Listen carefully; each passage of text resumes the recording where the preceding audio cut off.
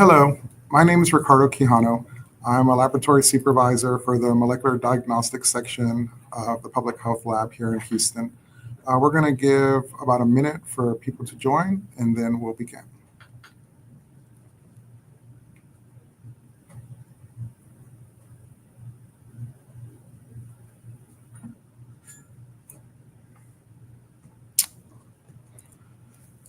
Okay, it's 12:01, so we're going to go ahead and get started to respect everyone's time. So each week we're having different staff from the health department come and present on this 101 measles and 10. I think that's a good opportunity to allow a diverse group of people that do different things with measles to come and give you their perspective on what they do currently with the health department. Um, my specific role, I am the supervisor for the laboratory. We do testing for measles. The laboratory actually does two types of testing. We do polymerase chain reaction testing, or known as PCR, and a serology testing. Serology will be explained at a later date by our serology representative. And then the laboratory will also have our clinical manager present one day where they will discuss a more global view of the disease and the testing that's done over at the lab as well. So let's start with the current situation in West Texas. There should be a link that will get posted.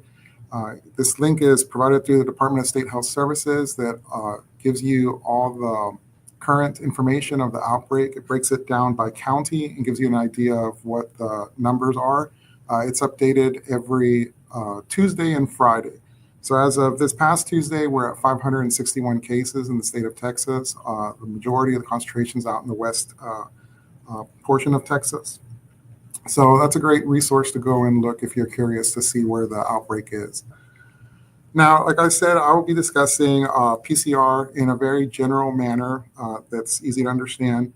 And it's because we want to let you know that the health department and the laboratory specifically is working very hard to stay ahead of any potential cases through our quick, accurate, reliable test results that we try to provide to our public. So the laboratory, in this case for measles, is a very contagious single-stranded antisense RNA virus. It's very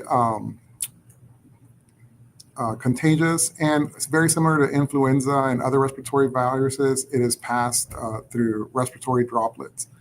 So similar to the way that you've had in the past for when you get tested for flu or COVID, we're going to collect the same type of samples. You're going to collect a nasopharyngeal swab or a throat swab. Those are the two sample types that we collect and we test at the laboratory. In any event, if you believe you have measles, please go through your healthcare provider. Epidemiology will get involved to ensure that they triage the sample so that it can be delivered to the lab in a manner that will be better for us to test and ensure that the sample doesn't get rejected. So my section does the PCR testing. This is an extremely sensitive methodology that uses the genetic material of the virus to amplify it in a patient sample to allow us to detect it if you have it. So when we get the sample, we essentially go through three general steps that I want to explain. The first one is an extraction. The second is an assay or the actual PCR setup. And finally, the analysis. So I'll go a little bit and touch briefly on each one of these just to give you an overall idea of what the lab's doing. So in the extraction, we take the sample that was collected, in this case, remember, nasopharyngeal swab or throat swab, and we go through a series of steps to essentially extract the genetic material from the virus in order to begin the test. So when this is done, if you have the virus, we will be able to detect it. If you don't, the virus won't be there. So all the steps still get proceed, but you just won't detect it. Then we move on to the assay setup. On the assay setup, again, we're trying to take the sample that was extracted, in this case, the genetic material, and we're trying to put it into similar conditions that your body naturally does. In this case, it's run in a small little vial. We add all the reagents, all the chemicals, everything that your body would naturally provide to allow the virus to be happy and to replicate and to amplify in your body, except we do it here in a small tube. It's then put into an instrument that again mimics temperature conditions that make the virus happy and allow it to amplify and to again uh, um, mimic similar things that would happen in your body. Once that's completed, we begin the analysis. And this is where we were saying if you were to be infected with the virus, right, when we take that sample and we go through these steps, we're not only recollecting your own cells, human cells, but we're also, if you're infected, collecting the virus cells. And then you go through these steps. And then when we do the PCR, you'll amplify both human and virus cells if you're infected with the virus. In this case, when we do the analysis, we look at the steps that happened previously and we determined if it's positive. And in this case, if you have virus material or genetic material that we were able to amplify and detect, we say that the patient is positive. Now, a patient that's negative, again, we collect the sample. You would get human cells, but when you go through all the steps at the end, because there is no virus, there's no genetic material from the virus to amplify, so you don't detect that this patient's considered negative. By always testing human cells, we're able to say that a sample that's negative is negative because the virus isn't there, not because the test failed, because we're still able to detect the human cells. So overall, that's just a pretty general overview of how it works for the testing that we do at the laboratory.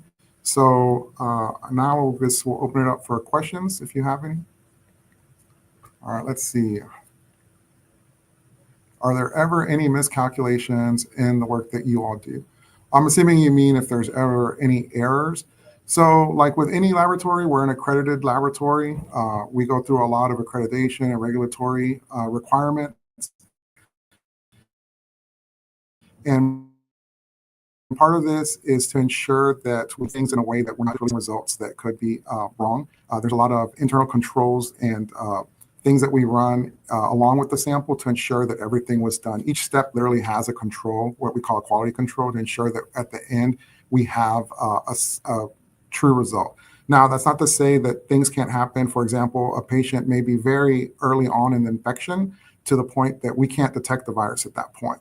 So that patient may be positive, but the testing has limits where at some point you're just too early on in infection that you can't detect it. So an error like that, but again, the patient would continue to follow up with their physician and eventually another sample would be submitted if they don't improve. How early is too early? That's hard to determine. It just really depends on the person, when they're infected, the symptoms, things like that. So.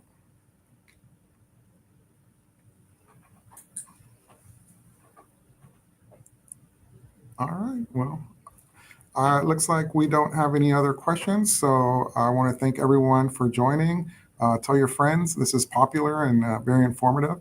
And please use that link if possible. It's very full of resources that you can reference later. So thank you very much.